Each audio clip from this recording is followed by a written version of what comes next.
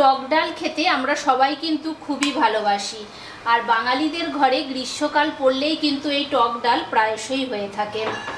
গরমকালে এই রকম টক ডাল খেলে কিন্তু মনে দেখবেন একটা আলাদা রকমের তৃপ্তি আসে, আর বিশেষ করে দুপুরে খাওয়ার পাতে যদি এই টক ডালটা থাকে। তো আজকে আমার রেসিপিটা হচ্ছে এটাই, যে আম ডাল। চলুন দেখে নিন, আমি রান্নাটা শুরু করে দিই। নমস্কার বন্ধুরা, প্রবাসী কুকিংয়ে আপনাদের সকলকে অনেক অনেক স্বাগত। আজকে আমি যে রেসিপিটি আপনাদের কাছে শেয়ার করব সেটা কিন্তু গরমকালের একটা দুর্দান্ত রেসিপি। আর গরমকাল পড়লে বাঙালিদের ঘরে কিন্তু এই রান্নাটা প্রায়শই হয়ে থাকে, সেটা হলো আম ডাল। আর এই গরমকাল থাকতে থাকতে সকলে কিন্তু বাড়িতে বানিয়ে এই আম ডাল খাবেন, খেতে খুবই ভালো লাগে। আর দুপুরের পাতে যদি এরকম আম ডাল থাকে তাহলে মনটা কিন্তু তৃপ্তিতে ভরে যায়। তো চলুন আমি রেসিপিটা শুরু করি। আশা করি আজকের এই রান্নাটা আপনাদের ভালো লাগবে। সবাই প্রথম থেকে শেষ পর্যন্ত দেখবেন। যারা ইউটিউব থেকে দেখছেন তারা আমার চ্যানেলটাকে সাবস্ক্রাইব করে দেবেন, আর যারা ফেসবুক পেজ থেকে দেখবেন তাদেরকে বলবো ফলো করে দেবেন, আর প্রচুর লাইক কমেন্ট শেয়ার করবেন। আম ডাল বানানোর জন্য এখানে আমি পরিমাণ মতো মুসুরির ডাল নিয়েছি, আর ডালটাকে কিন্তু দেখুন খুব ভালো করে জলে আমি ধুয়ে নিয়েছি। আর এখানে নিয়েছি একটা কাঁচা আম। তো প্রথমে আমি ডালটাকে সিদ্ধ করে নেব।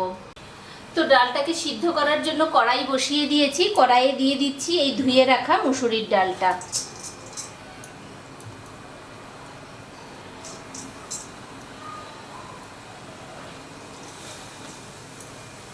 আর দিয়ে দেবো এর মধ্যে পরিমাণ মতো জল।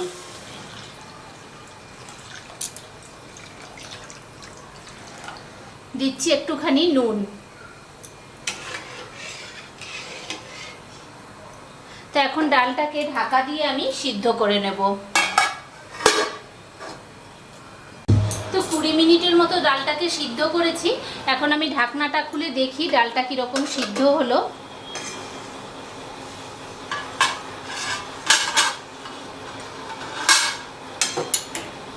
তো এই দেখুন বন্ধুরা, ডালটা বেশ সিদ্ধ হয়েছে, আরও একটুখানি হবে। আর এর মধ্যে দিয়ে দিচ্ছি দুটো চেরা কাঁচা লঙ্কা। তো কাঁচা লঙ্কাটা দিয়ে আরও মিনিট 10 জন্য আমি আবার ঢাকা দিয়ে দিচ্ছি। তো বন্ধুরা, আরও 10 মিনিট আমি ফুটিয়ে নিয়েছি। ডালটা কিন্তু খুব সুন্দরভাবে সিদ্ধ হয়ে গেছে। এবারে ডালটাকে আমি নামিয়ে একটা বাটিতে রেখে দিয়ে তারপরে আমি এটাকে সম্বার দেব। তো কড়াই বসিয়ে দিয়েছি। কড়াইয়ের মধ্যে দিয়ে দিচ্ছি পরিমাণ মতো সর্ষের তেল।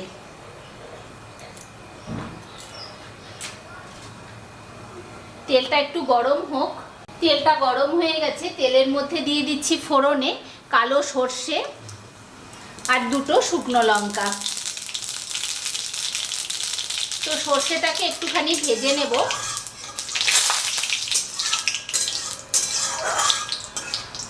ফোড়নটা ভাজা হয়ে গেছে। এবারে এর মধ্যে দিয়ে দিচ্ছি কেটে রাখা কাঁচা আম।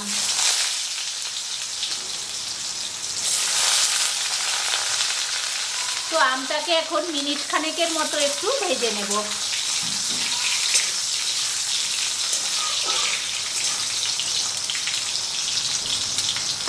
তো আমটাকে মিনিট খানেকের মতো ভেজে নিয়েছি। এবারে এর মধ্যে দিয়ে দিচ্ছি এই সিদ্ধ করে রাখা ডালটা।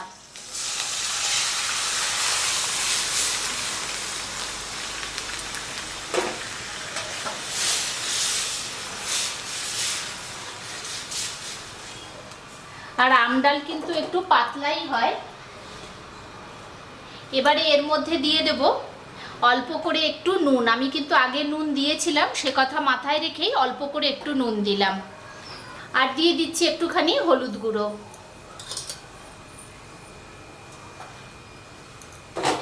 এখন আমটাকে সিদ্ধ হওয়া পর্যন্ত আমাদেরকে অপেক্ষা করতে হবে।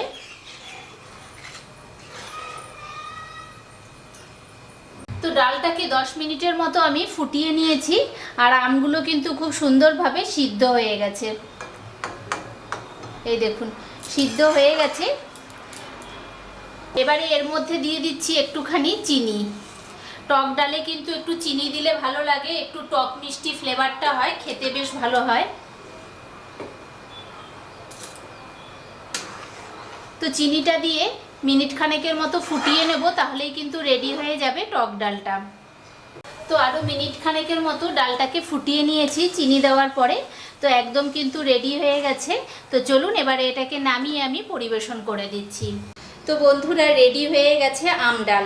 আর গরমের দিনে হয়তো সবাই খুব এই আম ডাল খেতে ভালোবাসেন। তো কারা কারা ভালোবাসেন অবশ্যই কিন্তু আমাকে জানাবেন।